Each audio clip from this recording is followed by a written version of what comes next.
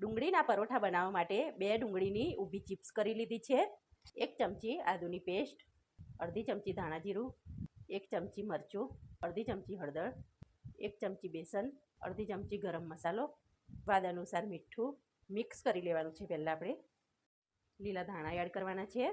લીલું મરચું એક ઝીણું સમારીને લીધું છે, એ એડ કરી લઈશું. બધું મિક્સ કરી લેવાનું છે. ઘઉંના લોટમાંથી જે રોટલી બનાવીએ છીએ એ રોટલી વણી લીધી છે આપણે. તેના ઉપર જે માવો બનાવ્યો તો એ મૂકી લેવાનો છે. આ રીતે આપણે માવો મૂકી લીધો છે, તો બીજી રોટલી વણી છે એ આ રીતે મૂકી લેવાની છે. કટ કરી લઈશું. એક પડ વારી લેવાનું છે. એનો લુવો બનાવી લેવાનો છે. વણી લઈશું. આ રીતે વણી લીધું છે. આ રીતે એને એક તવામાં તળવી લઈશું. 1 ચમચી તેલ એડ કરીશું. ચટપટા ડુંગળીના પરોઠા રેડી થઈ ગયા છે.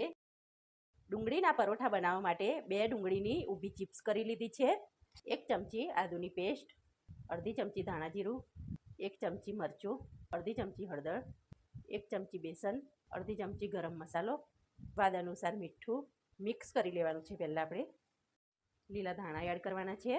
લીલું મરચું એક ઝીણું સમારીને લીધું છે, એ એડ કરી લઈશું. બધું મિક્સ કરી લેવાનું છે. ઘઉંના લોટમાંથી જે રોટલી બનાવીએ છીએ એ રોટલી વણી લીધી છે આપણે. તેના ઉપર જે માવો બનાવ્યો તો એ મૂકી લેવાનો છે. આ રીતે આપણે માવો મૂકી લીધો છે, તો બીજી રોટલી વણી છે એ આ રીતે મૂકી લેવાની છે. કટ કરી લઈશું. એક પડ વારી લેવાનું છે. એનો લુવો બનાવી લેવાનો છે. વણી લઈશું. આ રીતે વણી લીધું છે, તો આ રીતે એને એક તવામાં તળવી લઈશું.